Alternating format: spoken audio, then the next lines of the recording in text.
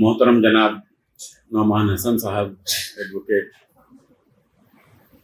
मेहमान ख़ास जनाब फैयाज़ अली फैयाज़ साहब, डॉक्टर निसार अहमद साहब, डॉक्टर आबिद शेरवानी साहब और मरकज़ निगाह डॉक्टर इफ्तिखार अहमद मलिक साहब और सरपरस्त नियाज़मंदान कराची जनाब रौनक हयात साहब और डॉक्टर खालिद महमूद कैसर साहब और तमाम अहबाब, सभी चेहरे जो है वो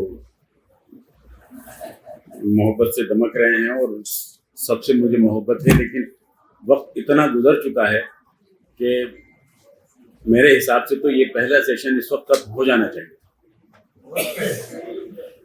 और लेकिन बहरहाल एक इतनी शानदार गुफ्तगू मैंने तो आज पहला ही इत्तेफाक है कि मैंने आबिद शेरवानी साहब को पहली दफ़ा सुना है और बहुत अच्छी गुफ्तगू उन्होंने फरमाई। उसी से मैंने एक रोशनी जैसा कि हम लोग का किया निशाना खूब है आपका, लेकिन क्या बात।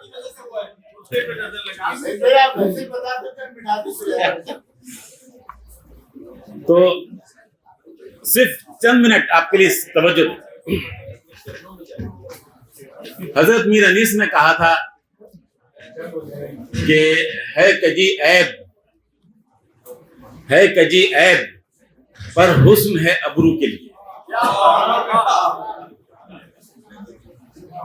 यानी वो जो एक टेढ़ापन है लकीर का, वो एक खराबी है, लेकिन अगर आप अबरू बना रहे हैं तो वो खूबी है।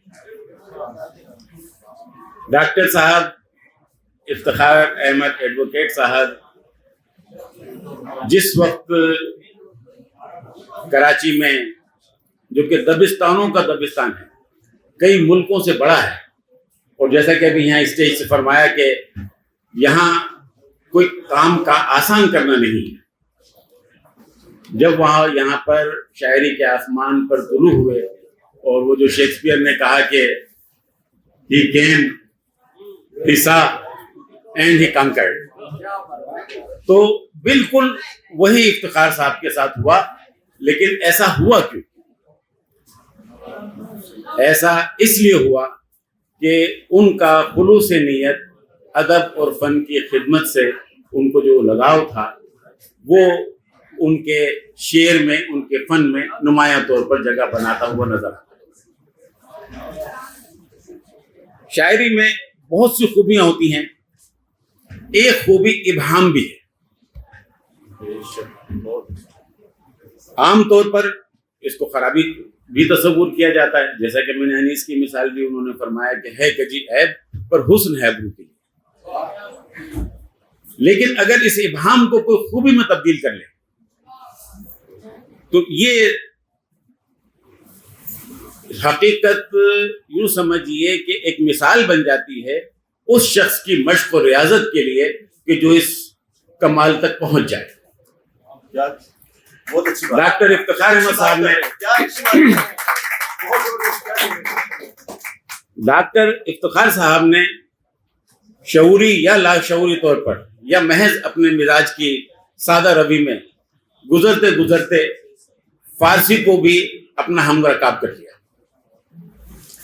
जिससे कि न सिर्फ उनके कलाम में एक इनफरादियत पैदा हुई, बल्कि सरजमीन सिंध जो है इसकी सरकारी जबान फारसी रही है किसी जमाने। मीरों के अहद तक यहाँ फारसी मौजूद थी, हत्ता के यानी अहले फारस ने तो एक दफा यानी एक हल्का सा जुमला भी कहा कि अज बुए पकोड़ा में आया, कि हिंदुस्तान की फारसी से पकोड़े की खुशबू आती। लेकिन आप ये देखिए कि अल्लामा इकबाल जैसी हस्ती ने अपने उस्ताद के बारे में कहा था कि ऊंचाए दिल्ली खंदाजन है, ऊंचाए दिल्ली गुले शिराज पर।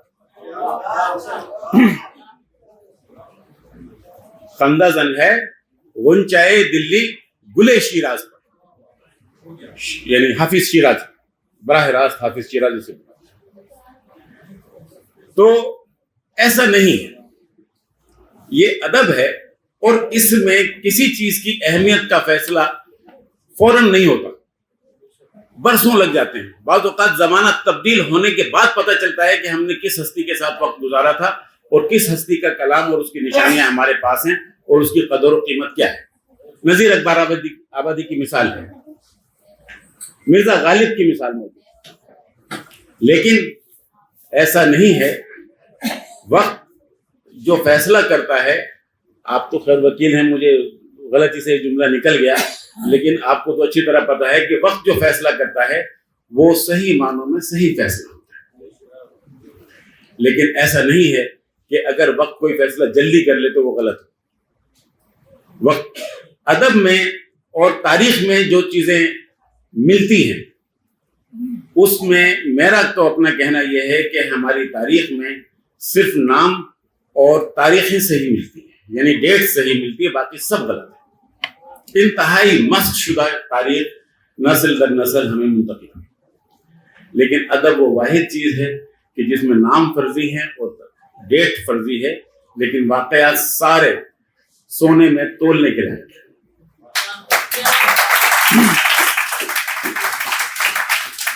اسی لیے ادب کی گواہی عصر کی گواہی کہی جاتی ہے اور سب سے معتبر سمجھی جاتی ہے.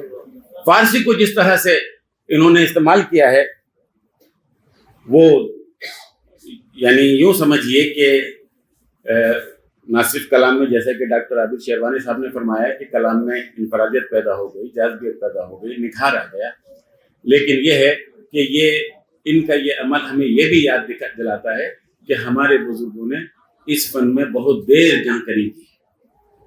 ایک بہت عظیم و ضخیم سرمایہ جو ہے وہ فارسی میں ہمارے بزرگوں نے چھوڑا. مرزا غالب کا شعر ہے کہ فارسی بین تابہ بینی نقش ہائے رنگ رنگ. فارسی دیکھو, اگر میرے کلام میں رنگا رنگی دیکھنی ہے, فارسی بین تابہ بینی نقش ہائے رنگ رنگ, بے گزر مجموعہ اردو. جلدی سے گزرو, اس پہ اتنی توجہ کرنے کی ضرورت نہیں ہے. بے گزر مجموعہ اردو کے بے رنگ منست. اپنے بارے میں, اپنے شعر کے بارے میں مرزا غالب جیسے آدمی نے فرمایا. لیکن تاریخ اپنے فیصلے خود کرتی ہے, اور آج مرزا غالب کی جتنی اہمیت ہے, جو بھی ان کی قدر و قیمت ہے, وہ اردو کلام کے سبب سے ہے, فارسی کلام کے سبب سے نہیں. یہ جب افتخار ملک صاحب کو میں نے سنا میں نے صرف 2 ہی مرتبہ ہے, لیکن یہ ہے کہ جب بھی سنا, اور جتنی غزلیں میں نے ان کی پڑھی, مجھے تقریباً 20 غزلیں عنایت فرمائی رونق خیاض صاحب نے. 20 غزلیں جو میں نے پڑھی, تو آپ یقین کیجئے کہ ایک قدم ان کا جو ہے وہ باغ اردو میں ہے, تو دوسرا قدم ان کا جو ہے وہ یعنی باب شیراز کہہ لیجیے. کہنا تو میں چاہتا تھا کہ گل گشت مسلح را, حافظ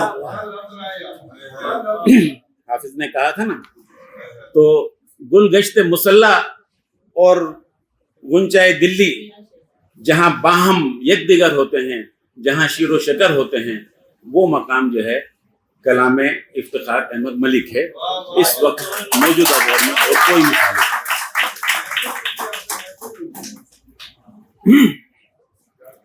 ایک عجیب و غریب کیفیت, جیسا کہ میں نے شروع میں کہا تھا کہ ابہام جو ہے وہ خرابی بھی ہے. خرابی تو وہ ہے ہی بہرحال, لیکن یہ ہے کہ کسی نے اس خرابی کو سے خوبی کا کام لے لیا.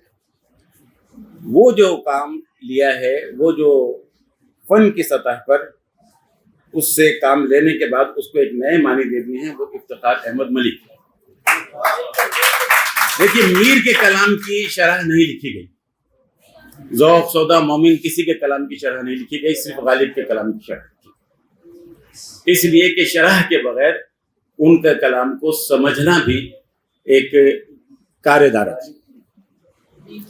چونکہ وہ ایک ایسا شاعر ہے کہ جس کے پاس گھر نہیں ہے اور وہ بیچ چوراہے میں کھڑا ہے. ईमा मुझे खींचे है जो रोके है मुझे तुझसे। ना वो बेचारा इधर जा सका ना वो उधर जा सका। दो तहजीबों के टकराव का जमाना, और उस जमाने में एक जीनियस का पैदा हो जाना ये बहुत कम होता है। एक तहजीब हावी हो रही थी और दूसरी तहजीब अपनी बका की जंग लड़ रही थी। इस तजाद से मिर्जा गालिब का फिक्री मिजाज जो है वो ताबीर होता है। और फिर हम देखते हैं कि देते हैं बादा ज़र्फ़ क़दख़ार देखकर। फरमाया मैं बुलबुले गुलशने ना आफरीदा हूं। हाँ, वो गुलशन अभी बना ही नहीं है, मैं उस बाग का परिंदा। वो जिस बाग की तरफ उन्होंने इशारा किया था वो ये पाकिस्तान है। और उस पाकिस्तान में भी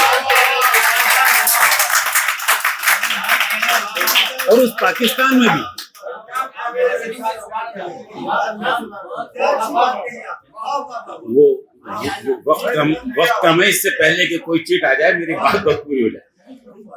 और इस पाकिस्तान में भी ये कराची एक ऐसी मिसाल है कि पूरा हिंदुस्तान का फ्लेवर इस कराची में मौजूद। पूरा हिंदुस्तान बर्बाद हुआ है।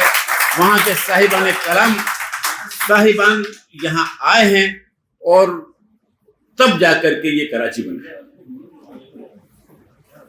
इसीलिए इसको लोग दबिस्तानों का दबिस्तान कहते हैं। इस दबिस्तान के शायर शान है कि ये अपनी रिवायत की बाजियाफ्त भी कर सकता है, किसी और शहर के बस की बात नहीं। अपनी रिवायत की बाजियाफ्त से मुराद मेरी यही है कि फारसी पर हमारा इजारा 700 साल का है। 700 साल का इजारा। हमारे शोहरा ने जितने तस्करे उर्दू शोहरा के लिखे उनका मीडियम फारसी था। निकातु शोहरा से लेकर आप आबे हयात से पहले तक आ जाइए तो सारे तस्करे फारसी में लिखे। इसलिए कि फारसी की जो नाजुकी है उसका जितना भरपूर इस्तेमाल उर्दू शायरों ने किया है, यही वजह है कि कुल चंद 100 सालों में इस जबान की शायरी बड़ी शायरी के मुकाबले में रखने के बराबर हो।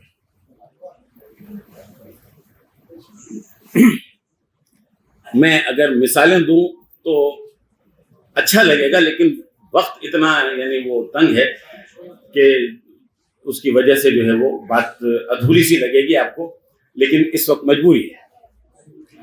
लेकिन ये है कि ये ज़रूरी मालूम होता है कि मैं इफ्तिखार साहब के कलाम से चंद एक अशार जो है वो पेश करूं, जिसमें से कि 2 शेर तो सुनाए जा चुके हैं, तो उनसे बच करके मैं ये चंद शेर आपके सामने पेश करूंगा, जिससे कि आपको अंदाज़ा होगा कि जो है वो अगर हम 2 महबूब शख्सियतों को, अगर मैं 2 ज़बानों को 2 शख्सियतें तस्वुर करूँ, एक फारसी ज़बान को और एक उर्दू ज़बान, ये 2 शख्सियतें अगर जो है एक दूसरे से हम आहंगी इख्तियार कर लें, जैसा कि 400 साल तक ऐसा होता रहा, तो उसकी जो मौजूदा सूरत बनेगी हमारी क्लासिक को छोड़ कर। क्लासिक में तो आपने देखा ना मिर्जा गालिब का के वजीर शाखे गुल अफई गजीदा बुलबुल रा नवा गराने न खुर्दा चे खबर। लेकिन यह है कि आज के दौर में इफ्तिखार मलिक साहब ने वो काम करके दिखाया कि कहाँ फारसी आगे चल रही थी और उर्दू पीछे चल रही थी। इन्होंने जो काम किया है दोनों को बराबर की सतह पर लाकर और दोनों एक दूसरे से कदम मिलाकर इनके कलाम में चलती हुई नजर आती। जलवा हाय नीम शब एक इम्तहान, जलवा हाय नीम शब एक इम्तहान, हर नफस को है गराम आंखें तेरी। अब वो जो एक पैराडाइम शिफ्ट होता है शायरी में, आप उसका लुत्फ लें। और तो भी ये शेर बड़ा शेर है, लेकिन अगर आप इसकी लिसानी बारीकियों पर जाते हैं और लफ्ज़ की तह में उतरते हैं और वहाँ से आप मानी का इस्तखराज करते हैं, تو بھی آپ کی मेहनत रहेगा नहीं जाएगी और आपको एक सुरूर उसमें भी मिलेगा। इसी गजल का शेर है कि हाथ देना जब सुझाई हाथ को, दिल में फिर भी ज़ौफ़िशां आंखें थी। आपने फरमाया था आबिद साहब, आपने फरमाया था कि जो है वो ये अपनी शायरी में एक आशिक को भी साथ लेकर के चलते हैं और एक धड़कते हुए दिल के साथ। तो आशिकों का वतीरा उल्टा ही रहा है। अगर आप तसव्वुफ की तरफ चले जाएं तो किसी ने कितना अच्छा शेर कहा है कि उल्टी ही चाल चलते हैं दीवान गाने इश्क, उल्टी ही चाल चलते हैं दीवान गाने इश्क, आंखों को बंद करते हैं दीदार के लिए। तो ऐसे अंधेरे में कि जहां हाथ को हाथ भी सुझाई ना दे, उस अंधेरे में जो चीज रोशन है वो महबूब की आंखें। अगर मैं हिंदी शायरी से इसका ताल्लुक जोड़ूं तो मीरा बाई ने कहा था कि कागा सब तन खाइयो, 100 चुन चुन खाइयो मांस, 2 नैना मत खाइयो, इन्हें पिया मिलन की आस। तो